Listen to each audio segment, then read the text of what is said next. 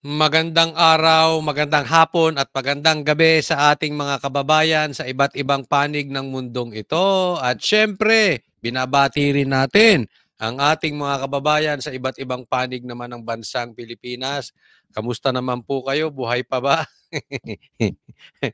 Pahirap ang mundo, no? Pero ito maganda. Ha?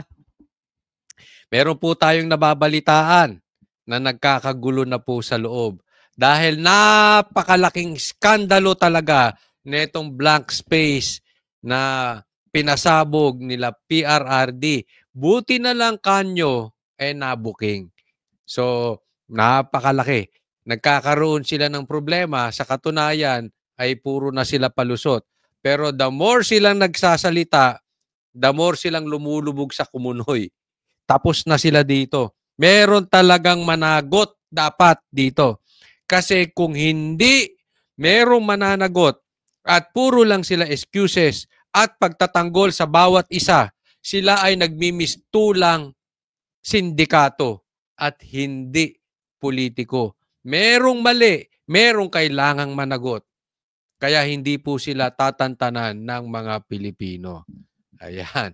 Kaya diretso-diretso po tayo mag-iingay. Okay? Ito po ang ating magiging topic ngayon. Number 1, ito. Nagkalaglagan na. Kimbo, lumakas na loob. Inutusan magpa-interview. Tumapang ka, Kimbo, ha? Anong meron? Bigla kang tumapang. Pangalawa, BBM, napatunayang protektor ng fill in the blanks. Sige nga, lagay nyo dyan. Marcos, BBM, protector ng... lagay nyo sa comment section. Dan Fernandez, hinahabol na ng karma.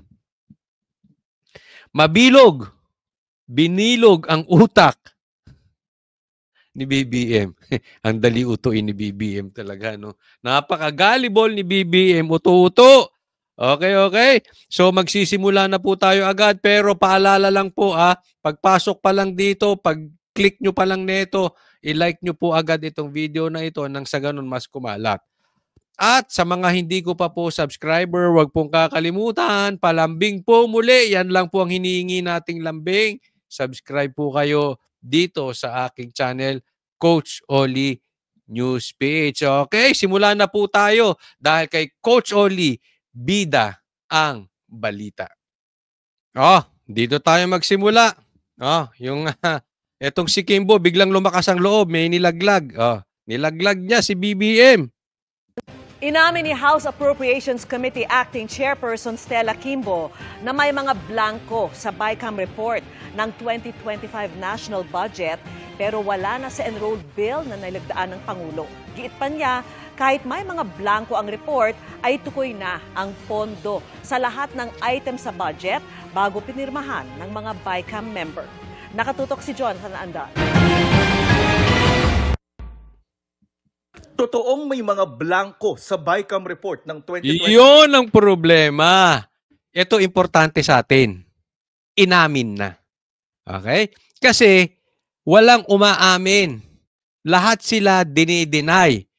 Yung mga nakakita, binuking lang, meron talagang blanko. Okay? Mapakaliwanag niyan. Importante may umamin galing loob. Inamin na ni Kimbo. Chairman pa ng appropriation. Okay? Importante yan. Bagamat meron siyang palusot, doon magkakaroon ng posibleng maging butas. Kasi halimbawa, ito'y halimbawa lang halimbawa may namatay na tao. At walang umaamin doon sa kamera o doon sa vice camera na sila ang pumatay. Diba? Pero ngayon, inamin na ni Kimbo. Napatay nila. Pero may palusot. Anong palusot? Self-defense. Yan. Diyan na ngayon, maglalabanan ng ebidensya. Kasi dapat nilang patunayan na ito'y self-defense. Halimbawa lang yan Pero at least inamin na may patay at sila ang pumatay. Parang ganon. Ito, inamin na may blanco. Yun. Points po yan sa atin. Ibig sabihin, nilaglag niya dito si Marcos. Nilaglag ni Kimbo si Marcos. Bakit kanyo? Mamaya itutuloy natin. 5 national budget na ipinasa ng Kongreso. Ayon yan mismo kay Marikina Representative Stella Kimbo. Yan. Importante, gusto ko malabas ang picture bago ko i-explain. Kailangan siyang madiin dito eh. Bakit? Inamin niya na may blank space. Anong sabi ni Marcos? Walang blanco. Sinungaling si PRRD. Diba? Yun ang ano eh. Yun ang unang pinaglalaban nila. Sinungaling ka, PRRD, sabi ni BBM. Ang lakas ng loob ni BBM magsalita ng sinungaling siya. Samantalang ilang beses siyang pinagbintangang bangag ni hindi niya nasabing sinungaling si BBM. Ay, si PRRD. Yun ang nakakapagtaka, di ba? Hindi kayang sabihin, oy PRRD, sinungaling ka, hindi ako bangag. Hindi kaya ni BBM sabihin yun. Oh. Ngayon, may palusot lang. Pero at least nilaglag niya na dito si BBM. Kasi sabi ni BBM, sinungaling ka. Kahit nga itong si ES Bersamin, sabi nila, no, una, walang blanco. Pangalawang sinabi, sila ang sisihin nyo. So sa madaling salita, una sinasabi walang blanco, pangalawa, nagtuturuan na kung sinong mali. Napaka-importante nito. Ha? So, ngayon, unti-unti na magsasalita yan. Ako, sigurado ko, magsasalita na muli yan sila PRRD. Bakit? Kasi may amin na eh. May admission na. Titingnan na lang natin kung tama ang sinasabi ngayon sa script ni Kimbo. Acting Chairman ng Appropriations Committee ng Kamara. But we do acknowledge po that there are blanks na po doon sa BICAM report na pinirmahan ng BICAM at ni-ratify ng Senado. Yes. Teka muna, bago sumagot si Kimbo, may napansin kayo kay Kimbo? May napansin kayo? Hindi nyo napansin, no? Nagpa-interview na. Kahapon lang ata yun, o nung isang araw, blinag ko, patakbo-takbo ito si Kimbo. Takot sa reporter. Mangiyak-ngiyak pa nga ito eh. Mangiyak-ngiyak, nakita na kayo na mangiyak-ngiyak tapos smile. Ngayon pa, buka-buka na ng bibig. Di ba? Iba si Kimbo ngayon. May tapang na. Bakit? Gawa na script. Kasi nung una, hindi niya kayang paliwanag. It's either mahina ang utak nito si Kimbo or baka magkamali siya ng paliwanag na yari siya kay Tamba. Wala pang wala pang utos. Ngayon, matapang na. Buo na ang script. Mapapansin nyo, ganyan sila. Lagi, patakbo-takbo, patakbo-takbo. Kahit naman si Marcos, ganyan eh. Hindi agad makakomentaryo. Tapos after 2 days, 3 days, parang media. Parang mainstream media, napansin ninyo. Hindi agad binabalita yung pumutok na Parang nagpapataas lang ng presyo. Bibigyan kaya tayo nito? Antay muna tayo. Pag di tayo binigyan, labas natin yung balita. Yung kay Tulpo, may naglabas na ba? Yung kay So notwithstanding any typographical errors or any adjustments that are needed as a result of amendments. Mahina nga utak. Hindi nga po pwede yun. Sinasabi niya kasi yung yung mga typo, yung mga, pwede naman daw, tuloy natin. I authorize naman po ang technical staff ng both House and Senate to make all of these necessary corrections. To make this necessary correction. So, madaling salita, ang palusot ni Kimbo, pwede naman yung staff ang mag-fill in the blanks. Mambabatas, hindi alam ang batas. Yan ang problema natin.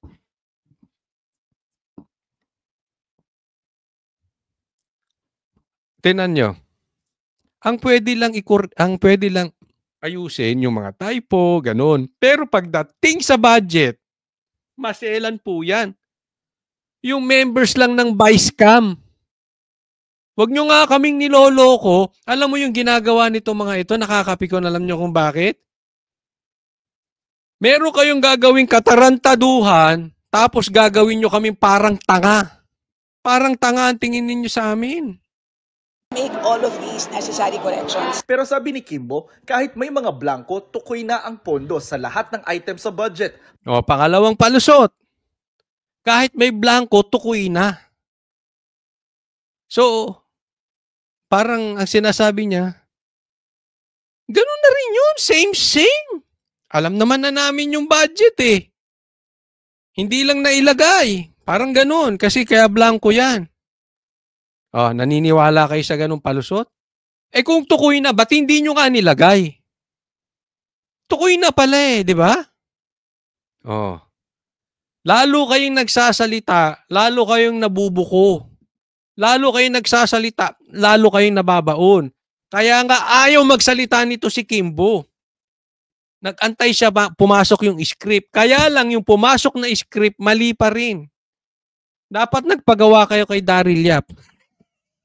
Para naging chismisa na lang tayo. Parang yung rape.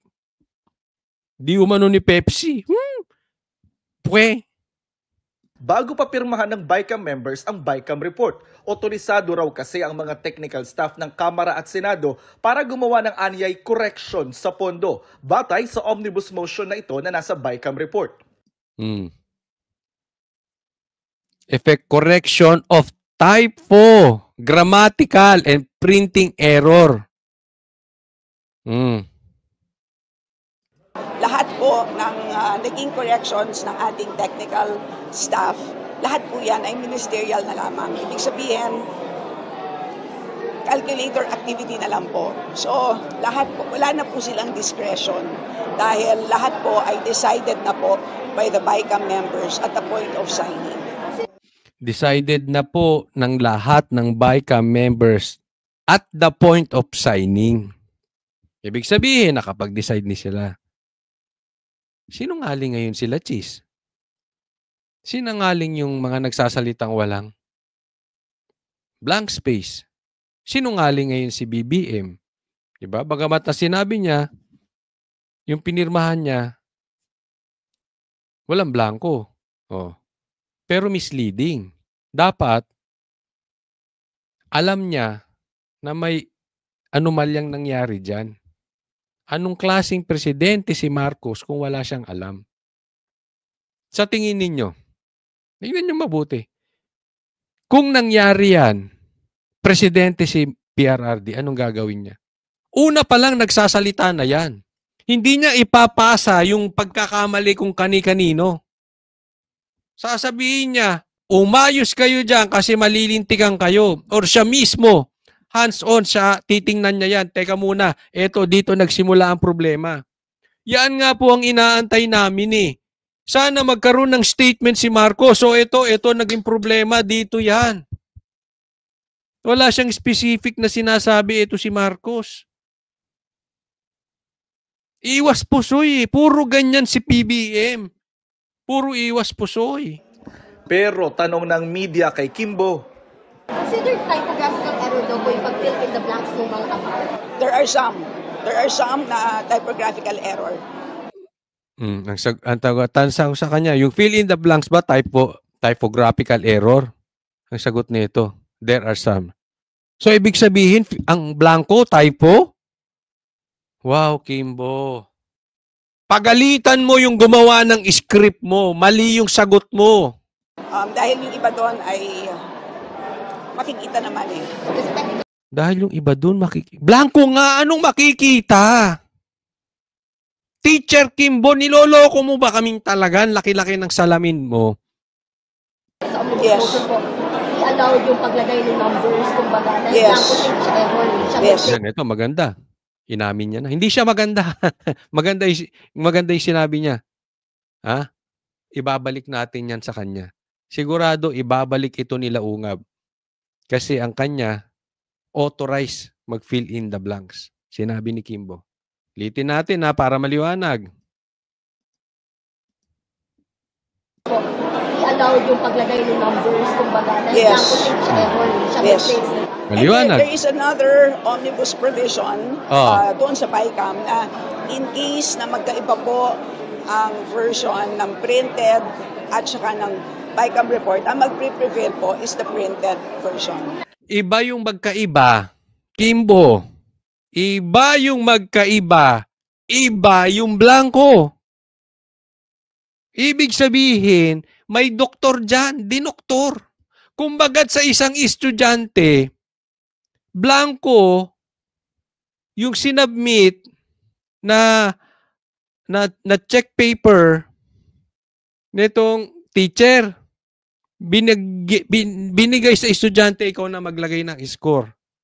Anong ilalagay na score ng estudyante? Di 100. Sabi ni Kimbo, wala naman ng blanco ang 2025 budget ng maging enrolled bill na ito. Kaya giit niya, It is legal, it is fully enforceable, it is valid. Dahil po ang ating enrolled bill, ibig sabihin po ang General Appropriations Bill na nanggaling po sa Congress ay kompleto. Walang blank. So that's basically the reason for why ang naging basihan ng GAA ay kompleto din. banat ni Kimbo, walang basihan at politika lang ang pagbatikos sa 2025 budget. Isa pa tong walang utak talaga. Ginaya mo naman si Ortega. Ortega ba yon? Yung pagkakamali nyo, isinisi nyo sa iba. Illegal yung blanco eh. Illegal. Hindi po pwede yun. Tapos sinisi nyo na naman sa politika. Ibabagsak nyo na naman yan sa Duterte. I'm sure sa Duterte na naman ang pasak niyan. Kasalanan na naman ni Sara. Baka mamaya magsipangit kayo dyan. Kasalanan ni Sara. Lahat na lang kasalanan ni Sara. 2025 budget. Sinusubukan namin kunan ng pahayag ang Malacanang at Senado sa mga sinabi ni Kimbo. Pero dati nang sinabi ni Executive Secretary Lucas Bersamin, walang blanco sa enrolled bill na dinala sa palasyo at pinirmahan ng Pangulo. Ano man daw tanong tungkol sa BICAM report, dapat Kongreso ang sumagot. Para sa GMA. Alam mo yun ang nakakaasar. Sir, balik tayo dun sa kaninang analogy ko, nasabi ko, parang may patayan, may dead body. At walang umaamin kung sinong pumatay. Pero namatay yan during the vice cam. Na nandoon din ang presidente. At sasabihin lang ng presidente, hindi ako pumatay. Ang sisihin nyo sila, hindi ako. Tama ba yun? Sir, mga kababayan ko, tama ba yun? Is that enough for a president? Tama na ba yung ganong reaction?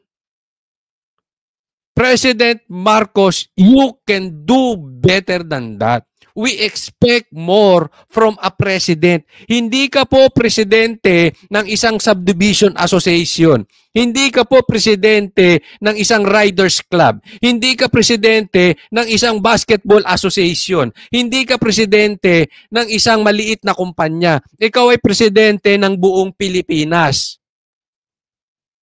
At yung sinasabi mo ay iwas pusoy. Dapat naman maging proactive ka dyan, presidente. Hindi yung sasabihin mo, wala akong kasalanan dyan. Yung pinirmahan ko, yun na yun, sila sisihin nyo. Anong ba klase talagang presidente ito si BBM? Anong silbi mo dyan?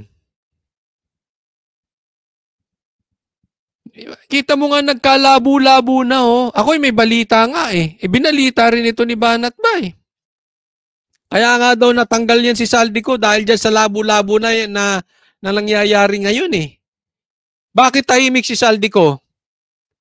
Wala pang script? Bakit tahimik si Martin? Wala pang script? Yung mga ibang pumirma, anong masasabi ninyo? Wala pang script? Nag-aantay pa kayo? Anong klase kayong mga politiko kung magtatanggulan kayo sa mali ng iba? Hindi kayo politiko, sindikato kayo pagkaganyan. Kaya nga kayo nandiyan dyan eh. To protect the Filipino people. Eh wala, nagkakampi-kampi kayo eh. Oh. Pero ito, maganda na, maganda na. Ha? Inamin na nila. Dito tayo ngayon. Dito to susubukan ng ebidensya. O, puntahan naman natin ito. BBM, protector ng alin. O, fill in the blanks. O, ito. Nabilog si Marcos. Kinatigan ni Pangulong Bongbong Marcos ang hiling na executive clemency ni dating Iloilo City Mayor Jed Mabilog kaugnayan sa kasong administratibo dahil sa di umano niya may paliwanag na yaman. Nakatutok si Ivan Mayrina.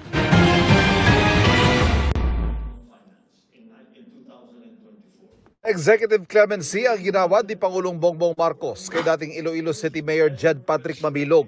Para yan sa administrative case na isinampalaban sa kanya na nauwi sa pagdismiss sa kanya ng Office of the Ombudsman noong 2017 sa ilalim ng administrasyon ni dating Pangulong Rodrigo Duterte. Kaugnayan nang umunoy hindi maipaliwanag ng paglago ng yaman ni Mabilog mula 2012 hanggang 2013. He pleaded that his liabilities or disabilities under that decision of the Ombudsman should be expunged because he was forced by circumstances to go to another jurisdiction and to stay away from the Philippines for some time. Ayon sa abogado ni Mabilog, sumulat sila kay Pangulong Marcos noong 1 taon para sabihin hindi raw sila nagkaroon ng sapat na pagkakataong dumepensa sa mga alegasyon sa naturang kaso. Tingnan mo mga no? Galing. Ang galing mangbilog ng utak nito si Mabilog, no? Ha? Hindi raw nila nadepensahan yung kanyang sarili dahil nung panahon ni PRRD. 'Di ba? Antindi. Alam mo si Marcos, habang siya ay walang side dito sa blank space, ito sa fill in the blanks, lumalabas ito ay protector ng mga kriminal to si Marcos. Oh. Binigyan pa ng executive clemency ito. Na-desisyon na ng ombudsman, binaligtad yung desisyon ng ombudsman. Ito ang presidente natin ngayon. Walang say sa fill in the blanks. Walang say sa kaguluhan dyan sa blank space, dyan sa budget sa Pilipinas. Pero may say dito sa nahatulan ng ombudsman. Dito, sa may anomalya patungkol sa droga. Ganyan ang presidente natin ngayon. Matatanda ang nagtago sa ibang bansa si Mabilog noong 2017 dahil sa mga umanong banta sa kanyang buhay. Matapos siyang isama ni dating Pangulong Duterte sa kanyang narco list. Tingnan mo, nasa narco list. Marcos, classmate mo ba to? Protector ka ba ng nasa narco list? Hindi, ako yung nagtatanong lang. It shows you're powerful. You're the president. Ang dami mong walang say sa ibang bagay. Pero doon sa isang taong nasa narco list, meron kang say. Doon sa isang tao na nahusgahan na ng ombudsman, meron kang say. Hindi po sa pinagbibintangan nating drug lord to si Mabilog. Pero may anomalya na nga eh. Hindi ka ba nakakaintindi? Ikaw nga itinawag ng bangag ni PRRD. Tapos, magbibigay ka ng executive clemency doon sa may anomalya na nasa listahan ni PRRD, nasa narco list. Marcos, anong iniisip mo?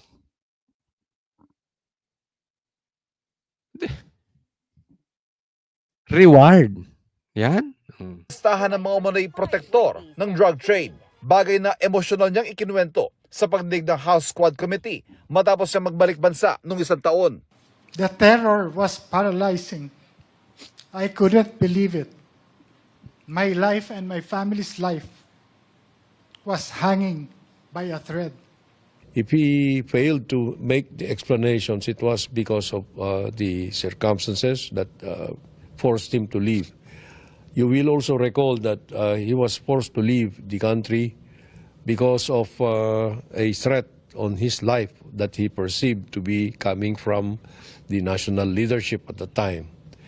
President Duterte accused him of being the drug lord in Stop. Iloilo City. PRRD accused him of the drug lord in Iloilo City. Chinek nyo ba kung totoo o hindi? Chinek ba ng amo mong si Marcos kung totoo o hindi? What if totoo?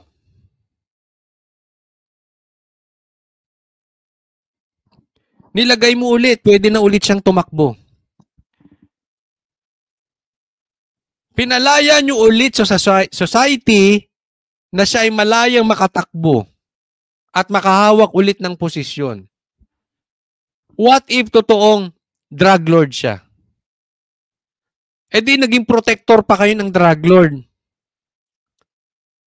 Ang dami nyong sisiraing kabataan, pamilya, babae, lalaki dyan sa Iloilo. Sana, chinek nyo muna. Basta kayo nagbibigay ng ganyan eh. Nagpasalamat si Mabilog sa Pangulo sa natanggap na executive clemency na patunay umano na sa kabila ng mali at mapanlinlang Ang hirap sa bansa natin, ano? Pag may bahit ng droga, executive clemency.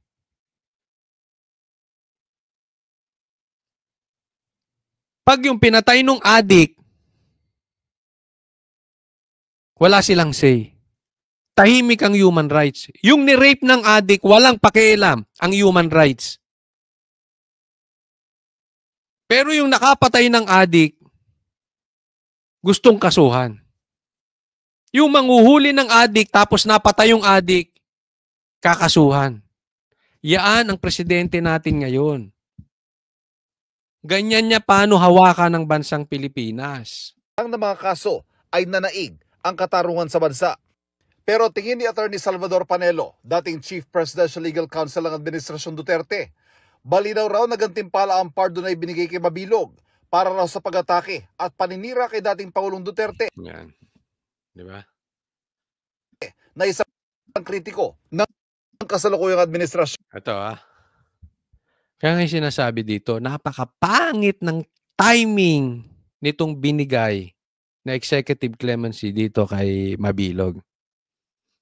Dahil inaatake nito si Mabilog si PRRD. Kaya hindi ako naniniwala na yung si Marcos nyo,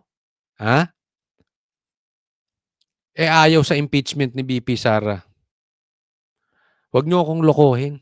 Yung sinasabi kunwari hinaharangan daw ni Marcos yung impeachment, itigil-tigil nyo yung mga drama nyong yan, Walang naniniwala dyan. Pinapasakayin lang ninyo ang tao na kunwari ayaw ni Marcos ng impeachment. Hindi po totoo yan. Dito lumalabas, yung umaatake kay PRRD, binigyan pa ng reward ni BBM. Ganyan po ka-insecure ang Marcos sa Duterte. Huwag na ninyong lokohin ang taong bayan. Pinaiikot-ikot nyo kami.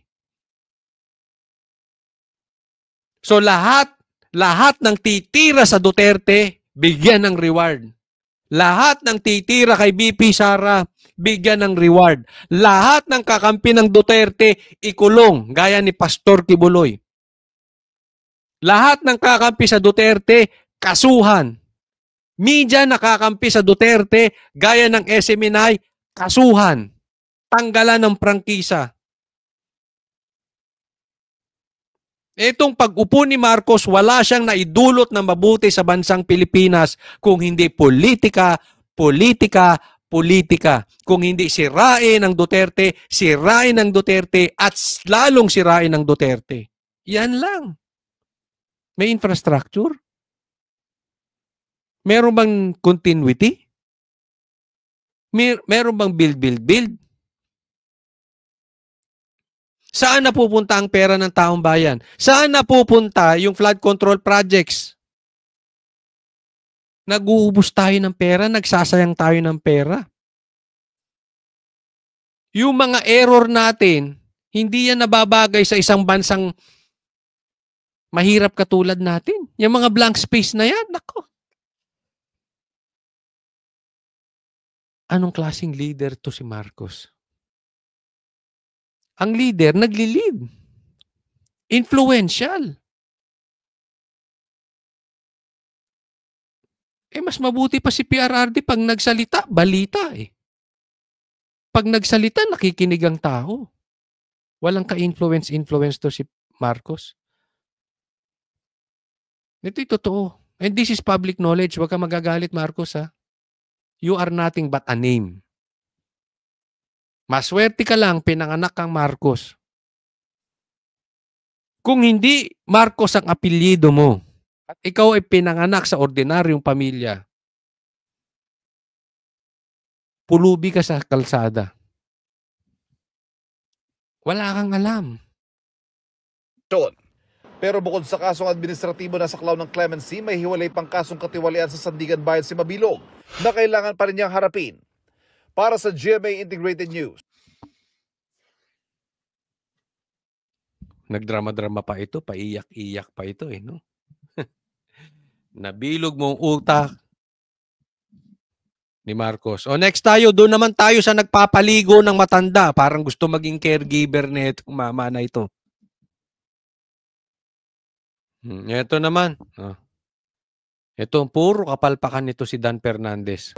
Sinampahan ng ethics complaint si Quadcom co-chairman Dan Fernandez mula yan sa kampo ni Cassandra Leong na inuugnay sa illegal na pogo. Nag-ugat yan sa manoy pagbabawal ni Fernandez kay Ong na konsultahin ng kanyang abogado sa Quadcom hearing. Nasa frontline ng balitang yan, si Marian Enriquez.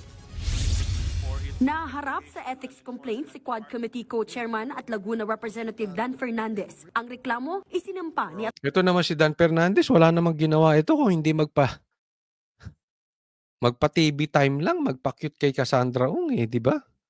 Oo na, guwapo ka na. Pero wala namang kwenta yung mga pinag-anom. Tingnan mo, una, di ba nagkaroon to ng anomalya silang dalawa ni Atras Abante kay Grijaldo. Ngayon naman kay Cassandra Ong. Di ba? Puro kapalpakan ang ginagawa nito si Dan Fernandez. Hindi ata nito alam kung paano mag-conduct ng hearing. Alam dito sa mga yan, wala atang maayos eh. May maayos ba dyan sa... Yung isa sigaw ng sigaw. Yung isa naman banggit ng banggit patungkol sa Diyos, sigaw din ng sigaw. Ay, nako. Yung isa nagpapakulong ng...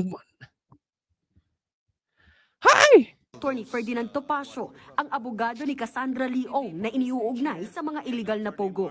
Ayon kay Topacio, lumabag si Fernandez sa Code of Conduct sa gitna ng investigasyon sa operasyon ng mga pogo. Nilabag daw ng mambabatas ang karapatan ni Cassie Ong na kumonsulta sa kanyang abogado, pati ang karapatan nitong manahimik sa mga pagdinig. Hinarang at pinagbantaan daw ni Fernandez na ipakokontempt si Topacio kung hindi siya titigil sa pakikipag-usap sa kanyang kliyente. This was unprecedented in legislative history in this country na haharangin mo yung abogado at hindi mo palalapitin sa kanyang kliyente during a legislative hearing. Wala kasing alam, Attorney Topacio. Ha? Walang alam ito si Ito si Dan Fernandez. Hindi palalapitin. Di ba ang dami nilang sabit? Tapos, katulad nito, pumuyok to si binubuking etong sila Dan Fernandez. Ganyan yung ginawa ni Grijaldo. Di ba? Naaalala ninyo? Anong ginawa kay Grijaldo? Pinatawag. Nung pinatawag si Grijaldo, pag hindi nila gusto yung sagot o sinasabing hindi siya pwedeng maging witness against himself. Ayaw nila yung sagot, sisigawan tapos ipakokontempt. So anong gagawin nyo dito, Dan Fernandez? Pagtutulungan na naman ng grupo ninyo si Topacio. At pag hindi nyo nagustuhan ang sagot ni Topacio at ng tropa mo ng aso, pakukulong ninyo. Ganyan na ang sistema ng bansang Pilipinas. Pag hindi nyo type ang sagot at hindi naaayon sa kagustuhan ninyo, pakukulong ninyo. Pag binubuking yung mali ninyong procedure dyan sa pag-hearing ninyo, pakukulong ninyo. Iba yung tingin nyo ata sa sarili nyo, Diyos. Teka muna, congressman lang kayo. Hindi nga umaabot siguro sa 20% ang boto nyo sa boto ni BP Sara. Mahiya-haya kayo sa balat ninyo. Hindi kayo Diyos ha. Paalala. Ang nagbigay sa inyo ng kapangyarihan dyan, taong bayan. 3 taon lang. Hindi kayo Diyos. Ang planeta po acceptable ang ganoong behavior. Sa Quadcom. Si Fernandez na harapin ang ethics complaint na inihain ni Topacio. Hahayaan niya raw ang House Committee on... Alam mo, dapat, hindi ko alam, nauubusan na ata talaga ng gimmick ito si Dan Fernandez. Dahil sa kagustuhan niyang manaig sa Laguna. Nagpapaligo pa ito ng matanda. Kaya mo yung style nito. Diba? Kung ano-ano na. Ngayon, may ano ba yung bago na naman nito? May bago na namang style to si Dan Fernandez. Hindi po trabaho ng gobernur ang isang maging caregiver. Tapos kunwari naglilinis-linis. Tigil-tigilan mo nga. Baka nga hindi ka marunong maglinis ng bahay mo eh. Ay nako. May mga politiko talaga mayroong kakornihan sa balat. Ito, gumimik din to kay Cassandra, di ba? Nagpakwit-pakit pa. Lahat na lang ng gagawin kasi nito. Kaya tuloy ang daming mali eh. Trinay nito magpa-English. English! Baluktot naman. Kaya nga tinawag din siya Mr. Google. Ang hilig kasing magpaano eh. Pasi ang tawag ko dyan. Ay, ang tawag ng iba dyan. Ako tawag ko dyan Jollibee. Bida-bida ito si Si Dan Fernandez. O yan. Ngayon, hinahabol ka ng karma. Pangalawang reklamo na yan. So, meron na naman kayong bagong pagtutulungan ng tropa mo. Baka mamaya, meron na namang pangatlo magre-reklamo sa'yo. Pagtutulungan na naman ng tropa mo dyan. Huwag nyo na iboto itong mga ito. Maawa kayo sa bansang Pilipinas. Ethics na dinggin at magdesisyon dito. May violation tayo, di magdesisyon ng committee. Ganon kasimple yun. Di ba? Harapin natin lahat yan. Nagbabalita mula sa frontline, Tapang, no? Sino bang committee magdidesisyon? Baka kayo lang yan. Ethics complaint. Sino yung ethics? Tropa nila. Ay, nako, bansang Pilipinas. Wala tayong patutunguhan dito. Pero, alam nyo, kapit lang. Gaya nung PI, hindi binitawan ni PRRD yung problema natin doon. Napakalaking problema nun. Kasi kung natuloy yung PI na yon, ay baka forever nang nakaupo si Marcos at saka si Tamba. At hindi binitawan ni PRRD yun, hindi rin natin binitawan. Diba? Tayo, kayo, hindi, nag-ingay tayo. Diba? Naglabas pa nga ang Davao, nagpunta pa tayo doon. Davao is not for sale. Kaya tinigilan nila. Ito naman ang isa pang laban natin. Huwag natin tigilan, and I'm sure magsasalita na rin si PRRD soon about this. Hindi niya na rin ulit ito, hindi niya rin titigilin na to hanggat meron diyang talagang managot. Merong umamin dito sa mga ito, no? So, tuloy-tuloy lang po tayo maging mapagmatsyag. Okay, maraming salamat po sa lahat. Huwag po kakalimutan na i-like po itong video na ito at sana mag-subscribe po kayo doon. Sa mga hindi pa subscribe po. Maraming salamat sa nanood, especially hanggang sa huli. Thank you po. Sa mga umabot dito, maraming salamat sa panunood nyo. Huwag nyo pong kakalimutan itong habit na ito. Tayo po ay maglalabas ng video, ng vlog araw-araw. Maraming salamat para sa Diyos at Pilipinas nating mahal. God bless everyone.